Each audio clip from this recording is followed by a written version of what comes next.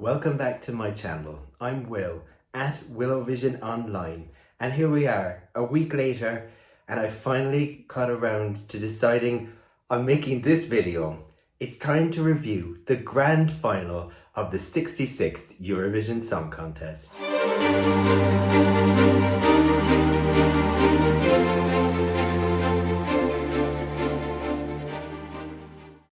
Last year when Måneskin won, Rai promised that they would do their utmost in terms of putting on a terrific show for 2022. And for me, certainly, I don't think they disappointed. Having seen the rehearsals and knowing what was to come, I think that overall, when the show was live, everything landed so much better. And so to start at the bottom of the final leaderboard, we have Germany, Malik Harris and Rockstars. A performance where he certainly gave his all, but unfortunately it did not connect with the viewers at home and he finished last. At least it wasn't the dreaded nul point for Germany. But in a similar way to the United Kingdom or Spain, there definitely needs to be a new focus in Germany for Eurovision. What works, what would work for them, and putting in a change for the better. We've seen it from France, from the UK, from Spain. It can happen, but it won't just happen overnight. And France, another of the big five, down in the second to last place, 24th of 25, having been second last year with Barbara Pravi. I don't really know what happened here. I really believed that Alvan Ahez and the Breton sound was going to do well for France. Big surprise to see this finishing near the bottom of the table. The national final is bedding in well in France, but to be able to get a second place one year and end up 24th of 25 the next was definitely not what the French had in mind. Iceland, Sister and Their Brother and Með Hækkandi Sól. It was such a sweet, gentle song. They even had the Ukraine flag taped onto their guitars. In previous rehearsals, they had said that they were with Ukraine, but this was a message that they did not say explicitly on Saturday night. The Icelandic people are so supportive and so into Eurovision. And I'm looking forward to next time to see what they bring to the contest for 2023. Czech Republic, this was an entry I voted for. We Are Domi and Lights Off. It opened the show, it qualified on the Thursday night, but its place on the leaderboard much lower than expected. In Czech Republic, Eurovision is shown on quite a small channel, having been demoted from the bigger stations, so a lot more interest in other programming over Eurovision on the night. It was tremendous to see them back in the final with such a talented young group, and a great sound too. The Finnish rockers, they qualified from the Thursday. The Rasmus were there, but overall, on 38 points, they finished 21st on the night. Rock works so well for Finland, and the Rasmus were a big name to grace the Eurovision stage. We'll see if they go with rock again for next year. Armenia's return, Rosa Linn and Snap. The reaction she got on the Thursday night when she pulled down the curtain, and the reaction she got again on the Saturday night was wonderful. Points-wise, 61 is probably lower than Armenia were expecting, but it was great to see them coming back, having missed the contest in 2021. In 19th spot, Belgium's Jérémie Makiese and Miss You. I didn't quite know where this was going to end up, but in 19th place with 64 points is quite respectable. Jérémie was very cool on the night, and the performance that he put in was certainly one to be proud of. Finishing 18th, Romania, Urs and Llámame, performing in the dreaded second spot in the running order, but not too shabby at 64 points in 18th place.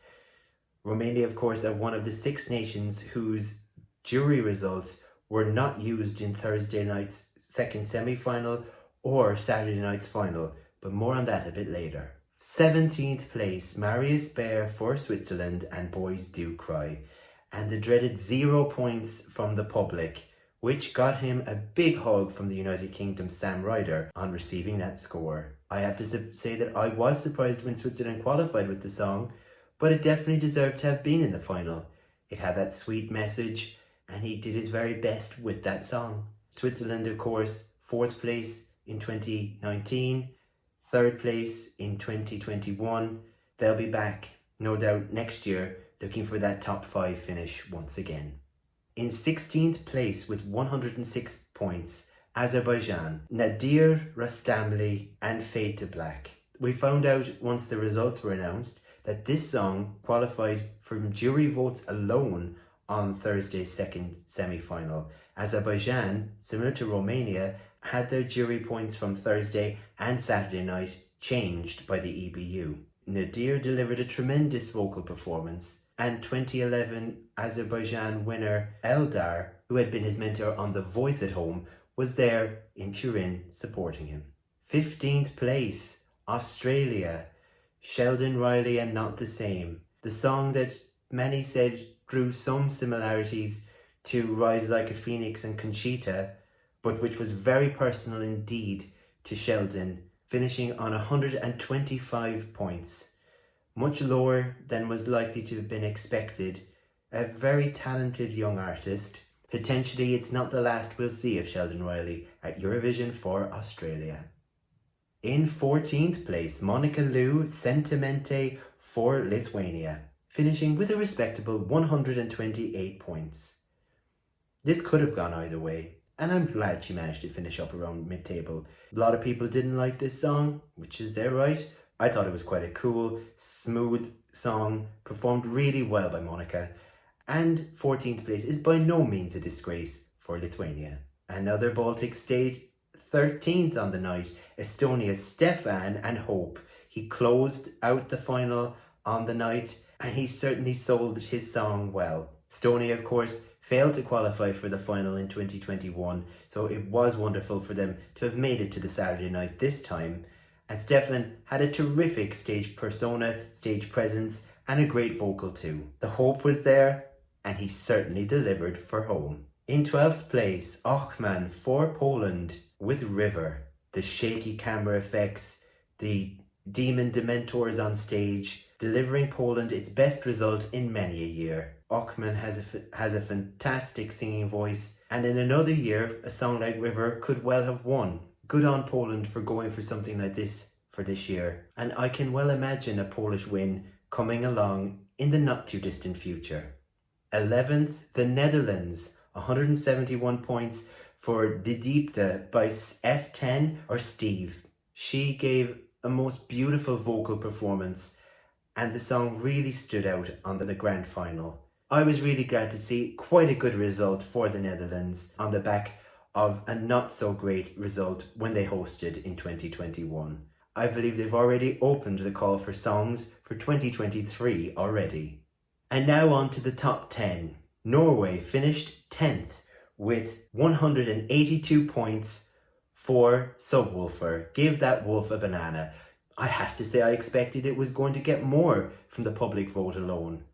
But that wasn't to be on the night.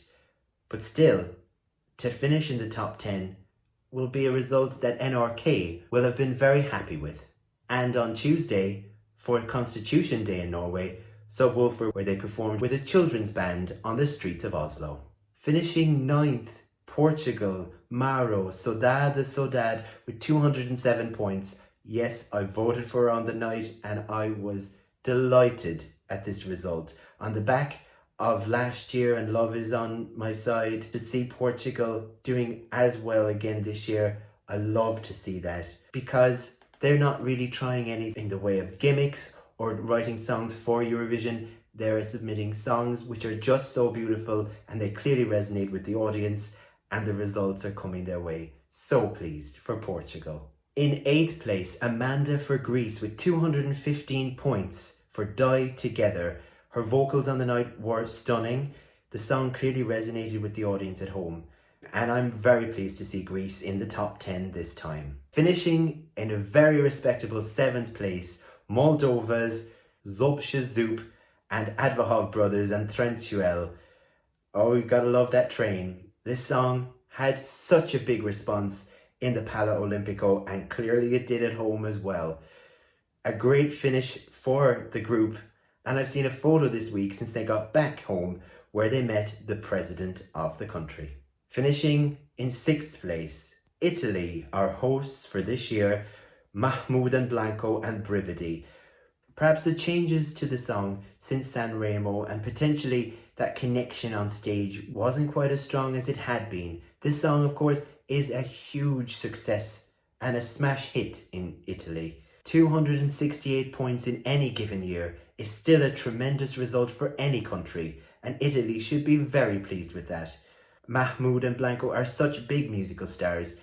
Potentially they'll be back in Sanremo and potentially back at Eurovision in the future. In 5th place, Konstrakta for Serbia, In Corpore Sano. As I sat on the sofa here with my partner, we were doing the moves during the song. It was certainly a bit of an earworm. And to finish in 5th place with 312 points is a resounding success for Serbia this year. Back into the top 5 after a few years of absence, Sweden. Cornelia Jakobs hold me closer on a stunning 438 points. As I say, better than Sweden have done in quite a few years. She was a tremendous choice for Sweden. And of course, Melody Festival will kick off again early next year in the search to find the new artist for Eurovision 2023. In 3rd spot, somewhere that Spain had not been for a very long time, Chanel, SloMo, and 459 points. Wow. The choreography was on point, and everything about the visuals of this Spanish entry were a feast for the eye in many ways. She has gone back to Spain a national hero and has been congratulated by the royal family, no less. This song is an absolute banger, and I'm sure it's going to be playing at Eurovision parties for decades to come. Congratulations to Spain on a tremendous result. And so to 2nd place, the United Kingdom on 466 points. Who would have thought it? From finishing last in 2019 and 2021 and so many poor results pretty much annually, this was a phenomenal success for the BBC, Tap Music, Sam Ryder, and everybody involved in making the success that has culminated in such a wonderful outcome. Eurovision UK has been reborn, transformed, it's been changed, and since then, Spaceman is a number 2 hit in the UK, something that does not happen with Eurovision songs from the UK artist or even the winner anymore here. But such is the turnaround that has come out of this year's contest. He's even been booked to perform on the Platinum Party at the Palace for the Queen in a couple of weeks' time. This is only the start for Sam Ryder, and I hope that the BBC do as they have said and continue and aspire to ensure that the United Kingdom does not fall back to last place anytime soon. And so to our winners, Kalush Orchestra for Ukraine and Stefania, a song written for one of the band members' mothers, which has taken on a whole other meaning now and has been heard right across the world on the back of Ukraine's 3rd win at Eurovision. Directly after the show, the head of delegation from Ukrainian TV said that they hope to be able to host the contest in a free and peaceful Ukraine in 2023. We will have to see if that comes through. There wasn't a more fitting winner on the night. In terms of an act, you couldn't help but be moved to see them there, to know what's going on at home, and to appreciate what it took for them to get to the stage in Turin. It's by no means a certainty that Eurovision 2023 will be staged in Ukraine. However, that decision won't be made for some time yet. And many other countries have said they would potentially help. Spain have said they would host. Italy have said they would, as have the Netherlands. We also know that Poland have said they would help, but haven't gone as far as saying they would host just yet.